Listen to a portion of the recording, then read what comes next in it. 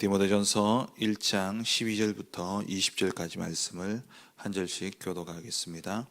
나를 능하게 하신 그리스도 예수 우리 주께 내가 감사함은 나를 충성되이 여겨 내게 직분을 맡기심이니 내가 전에는 비방자요 박해자요 폭행자였으나 도리어 긍휼을 입은 것은 내가 믿지 아니할 때에 알지 못하고 행하였습니다.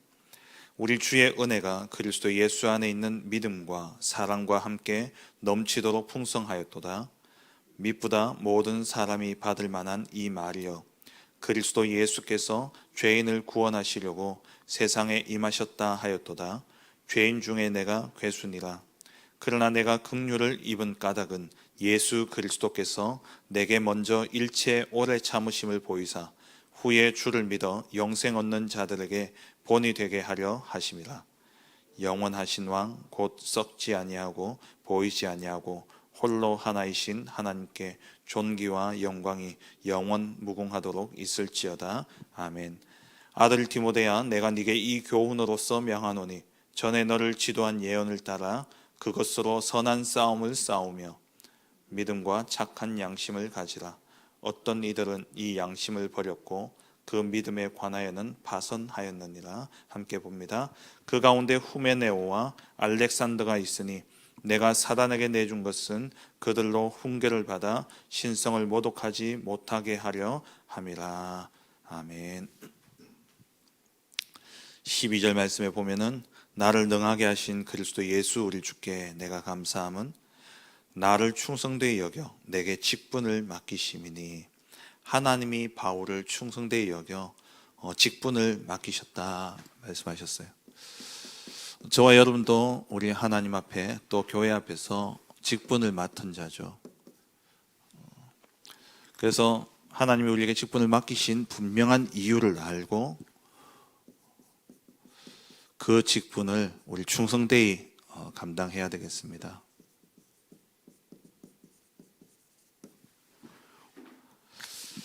12절에 그리스도께서 바울을 충성되이 여겼다라고 말씀하고 있어요. 그런데 그 뒤에 내용을 읽어보면 바울이 정말 충성한 것은 뭡니까? 하나님을 위해서 열심히 한다고 했는데 13절에 비방자였고 그리고 박해자였고 폭행자였어요. 그렇다면 여기서 이야기하는 이 충성이라는 것은 내게 있는 것이 아닙니다. 어제 우리 말씀을 보았듯이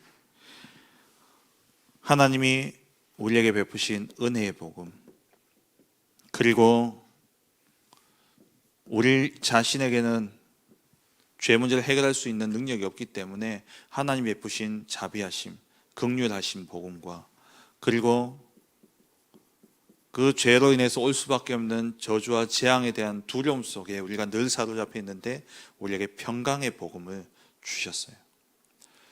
하나님이 우리를 충성되이 여겼다. 이 말은 우리가 한 것으로 충성되이 여긴 것이 아니라 중요한 것은 이 은혜의 복음과 긍휼의 복음과 평강의 복음을 받은 자로서 되어지는 고백입니다. 이 믿음의 고백이 하나님이 보시기에 그 믿음의 고백을 보고 충성되이 여겼다라고 하는 거예요. 물론 이 고백도 우리에게 나오는 것이 아니라 하나님의 은혜로 되어지는 것이죠. 그 당시에는 로마 훌륭한 군인들과 정치인들도 있었습니다. 그리고 유대 교회는 정말 인간적으로 볼 때는, 그들의 율법으로 볼 때는 충성된 바리새인들도 있었습니다. 하지만 하나님이 그들을 쓰신 것이 아니죠. 누구를 부르셨냐? 갈릴리 사람을 부르셨고 또 한편으로는 핍박자요 박해자요 또 비방자였던 이 바울을 하나님 부르셨어요. 그 말은 하나님이 예정하신 자들, 그들에게 베푸시는 은혜와 평강과 또 긍휼의 복음이죠. 이 복음을 받은 자의 고백을 하나님은 기뻐 받으시는 겁니다. 그래서 마태복음 16장 13절에서 20절에 예수님이 제자들에게 물으시죠. 사람들이 나를 누구라 하느냐? 여기에 대한 바른 복음을 가진 자, 그 사람이 충성된 자입니다. 열심히 하고 또 부지런하고 그거는 나의 기질일 수 있습니다. 그 이전에 우리가 늘 하나님 앞에 충성되이 여길 수 있는 것은 내 안에 늘 변함없이 되어지는 고백, 주는 그리스도시요 살아계신 하나님의 아들이시니다. 이 고백이에요. 이 고백을 하는 자들, 이 고백 속에 있는 자들, 이 반석 위에 서 있는 자를 하나님은 충성되이 여기시고 이 반석 위에 내가 내 교회를 세우겠다 말씀하셨죠. 이 믿음의 고백을 하는 자에게 하나님은 음부의 권세가 이기지 못하게 하시는 것이고, 이 믿음의 고백 위에 서 있는 사람들을 통해서 하나님은 하늘과 땅을 통하게 하는 천국 열쇠를 주시는 겁니다. 18절에 보시면은 18절 이하에 바울이 디모데에게 부탁을 하죠. 너는 내가 너를 지도한 예언, 말씀이죠. 그 말씀을 따라서 선한 싸움을 싸워라. 어떤 싸움입니까? 이 믿음의 고백을 하지 못하게 만드는, 다시 말해서 이 복음을 받았음에도 불구하고 여전히 그리스도를 선지자로 보고 그리스도를 세례 요한으로 보고 그리스도를 엘리야로 보고 그리스도를 예레미야로 보는 이 것을 버리라는 거예요. 왜 이렇게 봅니까? 믿음으로 시작했지만 이 모든 것이 나 중심으로 보기 때문에 그렇습니다.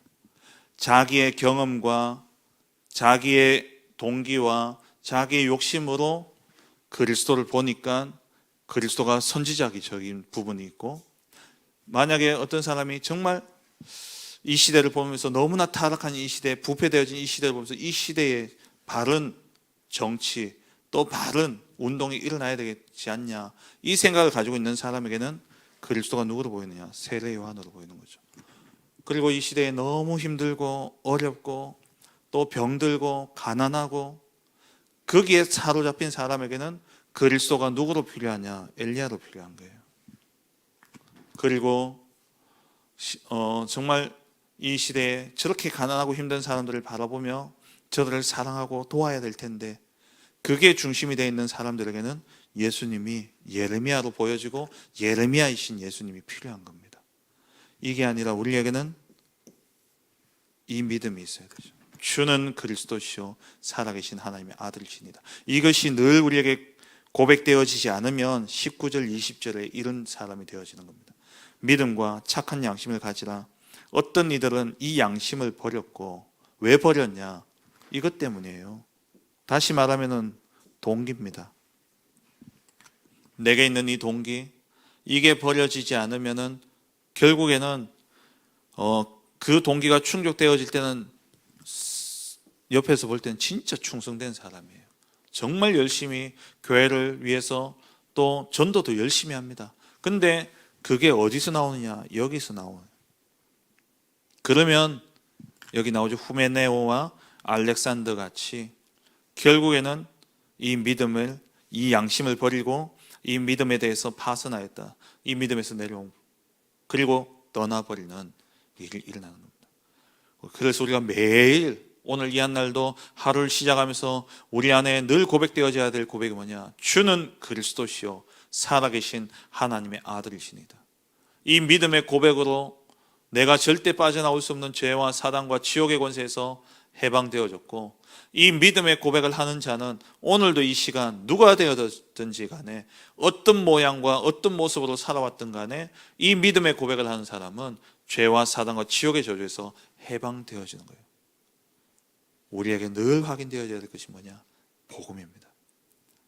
정말 그리스도께서 나의 모든 죄를 지시고 십자가에 죽으시고 그리고 사단의 모든 권세를 멸하시기 위해서 부활하시고 우리와 세상 끝날까지 함께 하시며 저 천국으로 인도하시기 위해서 내 안에 성령으로 오시기 위해서 승천하신 겁니다.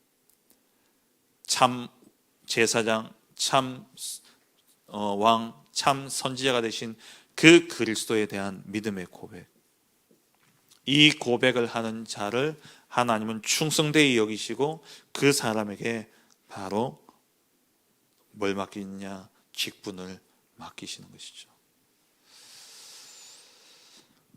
오늘 이 바울이 고백을 하잖아요. 나는 정말 비방자였고 박해자였고 폭행자였는데 긍휼을 입을 수 없는 죄인 중에 괴수였는데 하나님이 은혜를 주신 거예요.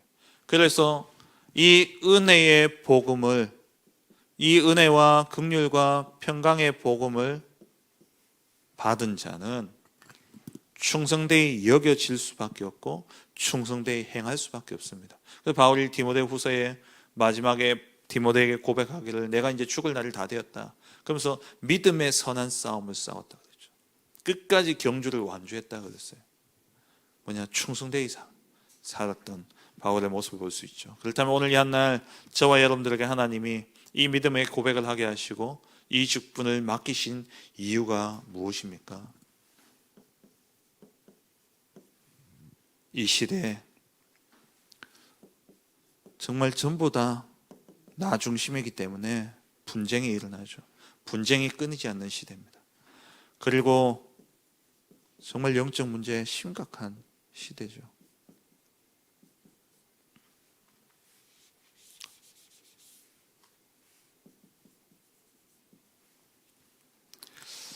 주일날 강단에서도 말씀드렸습니다마는 우리가 보기에 정말 아무렇지도 않게 자기 일을 하는데 혼자 있을 때는 완전 영적 문제 속에 사로잡히는 사람들이 너무 많아요.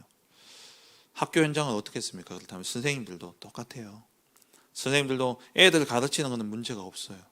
그런데 혼자 있는 시간에는 어떻게 시달리는지 모릅니다. 그래서 자살하고 그래요. 지난번에 우리 선생님 한 분이 교실에서 자살했잖아요. 그러면서 억울함을 이제 호소했는데 그 뒤에 그 학교에 대한 이야기를 어제 제가 들었는데 학생들, 교사들, 부모들 완전히 나뉘어져 가지고요. 이제 학교가 아니라는 거예요. 애들이 엎드려 자면은 애를 건드리면 일어나라고 이렇게 토닥거려도 그게 문제가 될 수 있기 때문에요. 이렇게 두드리면서 깨운대요. 안 일어나면 그냥 내버려 둔대요. 완전히 갈라져 가지고 이게 선생님으로서 아이들을 정말 마음에 담고 사랑하며 이 아이를 어떻게 바르게 지도할 것인가 이런 게 이제 사라져 버린 거예요. 내가 피해 있지 않기 위해서 다 뭐가 됐냐, 나 중심. 완전 쪼개져 분쟁 시대가 되어버렸어요. 사상적으로 정치만 분쟁이 아니라 정말 개인의 삶 속에서도 아이들도 다 애들 세계에서도 그렇다니까요. 영적 문제 시대. 그리고 교회는요, 지금 다 이런 상황 속에 교회는 답을 주지 못하고 교회는 다 무너지고 있습니다.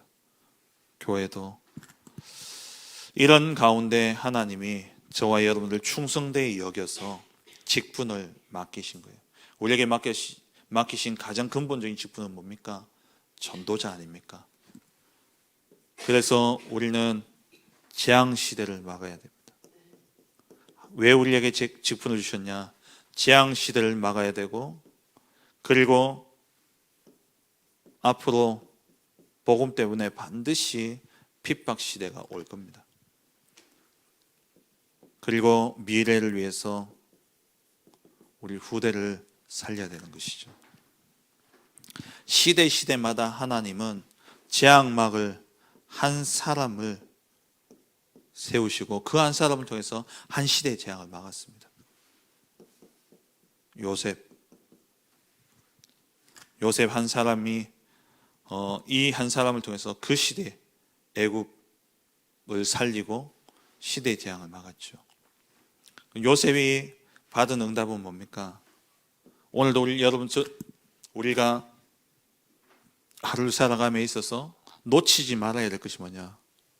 오늘 내게 주어진 작은 일들, 여기에 충성되이 행하는 겁니다. 오늘 맡겨진 작은 일 속에 정말 그리스도의 고백과 함께 그게 살리는 자로 서는 거예요. 요셉이 노예로 갔는데 요셉은 늘 꿈을 품고 있었겠죠. 볏집이 자기를 향해서 절을 하고 해와 달과 별들이 자기에게 절하는 꿈을 늘 생각하면서 왜 내가 노예일까? 분명히 꿈은 그건데 이렇게 생각했다면 그 요셉이 무너졌을 겁니다. 그런데 그와 상관없이 하나님이 그 언약을 반드시 이루실 것을 믿고 그 과정 속에 하나님이 지금 내게 허락하셨고 하나님 지금 나와 함께 하심을 누리면서 오늘 내게 주어진 작은 일에 충성되이 행했을 때에 보디바를 집에 임한 재앙을 막았고 또 총리가 되었을 때 애굽에 임한 재앙을 막았고 그리고 감옥에 들어갔을 때는 그 죄수들에게 임할 재앙을 막았던 것이죠. 모세 한 사람 그리고 요게벳 잡은 이 언약으로 애굽의 400년의 노예 생활이 끝나게 되어졌습니다. 그리고 한나와 그 아들 사무엘 400여 년 지속되어졌던 사사시대의 재앙이 끝났습니다. 한 사람이면 됩니다. 저와 여러분들 가운데 정말 이 재앙시대의 막을 하나님의 언약을 붙잡은 한 사람만 일어난다면 시대의 재앙이 막아지는 거예요. 그래서 방주운동을 하라는 겁니다. 누구가 아니라 나 한 사람이 나를 살리는 방주운동. 우리 가정에 같이 가정 예배를 드리면 좋겠지만 그렇지 않더라도 나 혼자 쌓는 그 단을 통해서요 그 가정에 임하는 모든 재앙이 막혀지고 살아나는 겁니다. 나오는 모든 인물들이 다 그랬잖아요. 성경에 나오는 시대마다 다니엘과 세 친구 한 사람이었습니다. 그 사람을 통해서 하나님은 시대의 재앙을 막았던 것이죠. 핍박 시대 앞으로 반드시 오겠죠. 이 핍박 시대를 막기 위해서 정말 언약 가진 한 팀이 일어난다면 이 시대를 막을 수 있습니다. 바울 팀들이죠. 이 바울 팀들이 가는 곳마다 핍박이 같이 일어났지만 그것을 넘어서 거기에 교회가 세워지고 그 지역이 복음화되어진 역사가 일어났습니다. 빌립보 감옥에까지 들어갔지 않습니까? 하지만 이 바울팀 바울과 실라가 감옥에서 찬양하는 가운데 옥문이 열려지고 그러면서 그 간수와 가족들이 구원함을 얻고 그 팀을 통해서 그 빌립보의 핍박 가운데서도 교회가 세워졌습니다. 데살로니가 가장 핍박이 심했던 지역 데살로니가 아닙니까? 근데 여기에 교회가 세워지고 마게도냐와 아가야의 본이 되는 교회가 되어졌어요. 정말 언약 가진 한 팀, 정말 주는 그리스도시요 살아계신 하나님의 아들이시다 이 믿음의 고백 위에 서 있는 그 한 팀이 일어난다면 시대에 현장에 일어나는 핍박을 막고 그 현장을 살리는 전도운동이 일어나게 되는 것이죠.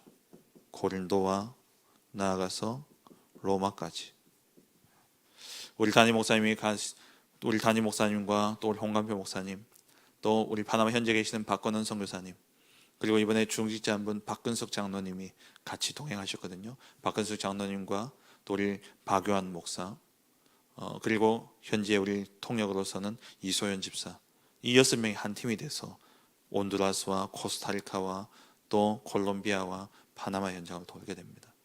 그 현장에 재앙이 그쳐지고 정말 그 현장에 핍박이 그쳐지고 하나님의 교회가 세워지는 절대 무너지지 않는 그 현장에 지속되어지는 절대 망대를 세울 수 있도록 우리가 기도해야 되는 것이죠. 그리고 마지막 세 번째로 후대 시대를 준비할 소수 다수 전부 다가 아니어도 된다. 정말 0.1%의 소수만 있다면 이 언약까지 한 사람 결국에는 한 사람이에요. 누가가 아니라 내가 이 자리에 서 있으면 됩니다. 내게 이 직분을 맡기셨다라는 거죠. 그래서 우리가 후대라는 것은 미래인데 우리의 여정 속에 가야 될 이정표를 잘 봐야 돼요. 내가 어디에 있느냐? 그럼 다음에 내가 어디로 가야 될 것인가? 그 이정표는 사도행전입니다. 사도행전의 역사를 보면서 우리가 전도운동을 인도받아야 되죠. 하나님이 초대교회를 어떻게 시작하셨고 그 초대교회로부터 시작되어진 이 복음이 어떻게 로마 복음화까지 이루어졌는지 그걸 성경을 통해서 우리에게 주신 것은 우리에게 교훈이 되게 하기 위함이고 우리에게 모델이 되게 하기 위함입니다. 그럼 시작은 뭡니까? 갈보리산 언약이죠. 그 사도행전의 가장 첫 시작이 예수 그리스도 아닙니까? 데오빌로여, 내가 먼저 쓴 글에는 물론 예수께서 행하시며 가르치시고 그리고 죽고 부활하신 그 내용을 기록했죠. 예수가 그리스도라는 이 믿음의 고백으로 시작되어지는 겁니다. 요한복음 19장 30절에 그리스도로 다 끝났다라는 이 결론 내린 그 사람으로부터 시작되어져요. 이 믿음의 고백을 한 사람에게 감람산에서 예수님이 모아서 이 결론 난 사람에게 감람산에서 뭘 주셨습니까? 미션을 주셨죠. 하나님 나라의 일. 이 하나님 나라의 일에 대한 미션을 주셨어요. 이 미션을 가지고 이제 감당해야 되는데 아버지께서 약속하신 것을 기다리라 그랬어요. 예루살렘을 떠나지 말고 그 약속이 성취되어진 사건이 마가다락방이죠. 그래서 1장 8절에 성령의 충만함, 성령 충만이 임하기까지 우리는 기다려야 됩니다. 오늘도 기도했습니다마는 우리 교회 안에 무엇이 불어야 되냐? 성령의 바람이 불어야 돼요. 우리 개개인이 정말 성령의 충만함을 입어야 됩니다. 그 성령이 임하면 권능을 받고 그 다음 시작되어진 여정이 예루살렘과 유대와 사마리아와 땅끝까지 이 복음을 증거하는 것이죠. 네 번째 이정표가 뭡니까? 이렇게 시작되어서 현장에 그 다음 열려지는 것이 안디옥 교회. 핍박 가운데서도 이 복음 증거하는 그 안디옥 교회. 안디옥 교회를 통해서 무엇이 시작되어지느냐? 선교가 시작되어지죠. 마가다락방으로부터 시작되어진 이 성령의 충만함을 입고 예루살렘과 유대 복음화를 이루고 그 다음에 가게 되어질 여정이 선교입니다. 이 선교 여정 속에 가는 중에 사도행전 13장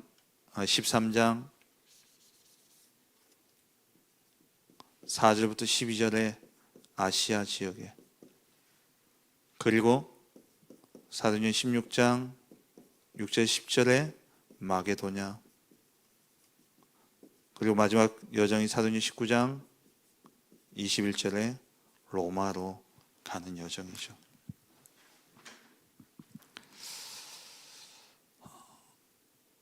우리 후대들에게 이 이정표를 반드시 전달을 해야 됩니다. 금토일 시대를 통해서 아이들에게 달란트를 찾게 하고, 그리고 이 아이들이 정말 기도의 비밀을 누릴 수 있도록 하면서 결국에는 뭐 해야 됩니까? 전도자로서 해야 돼요. 전도자로서 가게 되어질 그 여정 속에 이정표입니다. 내가 지금 어디에 서 있고 그리고 어디로 가야 되는지, 우리 교회의 시간표는 어디인지 미리 보고 우리가 가야 되는 것이죠. 말씀 맺겠습니다. 하나님이 예수는 그리스도라는 이 믿음에 고백하는 저와 여러분들에게 직분을 맡기셨습니다. 무슨 직분을요? 재앙 시대를 맡고, 그리고 핍박 시대를 맡고, 그리고 후대 시대를 살릴, 앞으로 다가올 이 후대들을 살릴 그 귀한 직분을 우리에게 맡기셨어요. 그렇다면 우리가 기도해야 될, 반드시 받아야 될 응답이죠. 첫째는 정말 일천망대와 성전이 세워질 수 있도록 이번 주말에 이제 중직자 대회가 있습니다. 그때 주제가 일천망대와 성전이죠. 우리 교회가 정말 이 농공현풍유가 굳이 창녕 지역을 두고 일천망대를 세워야 됩니다. 그렇게 세워진다면 당연히 기도할 것은요, 성전이죠. 우리 집사님 한 분은요, 지난주에도 말씀드렸습니다만 우리 교회 정말 지어질 걸 두고 마음에 두고 지금 기도하면서 그 성전 건축을 위해서 기도하면서 땅을 두고 기도하고 있대요. 또 어제 우리 주일날 이렇게 밖에 작업하고 일하는 가운데 어떤 집사님은 작업하다가 옆에 있는 저 공터 턱 보더니만 우리 랩런트 보고 네 교회 세운다 했으니까 야, 이 땅 이거 100억이라면서 그러면서 이렇게 농담 삼아 지금부터 기도하라면서 이렇게 이야기하시던데요. 응답이 올 것이 분명하다면 우리가 기도해야 됩니다. 그리고 하나님이 주신 응답이에요. 사도행전적인 역사를 통해서 현장에 1천망대가 세워졌죠. 그래서 가는 곳마다 교회가 세워졌습니다. 그리고 또 기도해야 될 것은 우리 금토일 시대를 통해서 본격적으로 우리 후대들에게 언약이 전달되어질 수 있도록, 그리고 우리 모든 성도님들이 꼭 받아야 될 응답, 현장 다락방입니다. 현장에 진짜 생명운동, 말씀운동 일어나는, 이 전도운동이 일어나는 현장 다락방이 일어날 수 있도록 우리 직분 가진 자들이 받아야 될 응답입니다. 교회를 세우는 것이고, 먼저는 현장과 교회를 세우는 것이고요. 그를 위해서 현장에 다락방 운동이 일어나야 되고, 그리고 우리 후대들에게 이 언약이 전달되어져서 우리 아이들도 또 똑같이 우리를 이어 직분을 받고, 그 직분을 맡은 자로 재앙을 시대를 맡고, 또 핍박 시대를 맡고, 그리고 후대 또 다른 그 다음 세대를 세워가는 이 일에 우리 후대들이 쓰임 받아야 될진데, 이를 위해서 우리가 금토일 시대를 두고 정말 우리 아이들에게 정확한 언약이 전달되어 줄 수 있도록 이 사실을 붙잡고 정말 기도하는 가운데 우리 교회가 이 지역과 또 민족과 세계를 살리는 그러한 아름다운 대표적인 모델이 되어지는 그러한 교회가 되어줄 수 있도록 정말 우리가 함께 기도하며 응답받는 그러한 우리 모든 성도님들 되어주시길 주의 이름으로 축원합니다. 기도하겠습니다. 주신 말씀을 붙잡고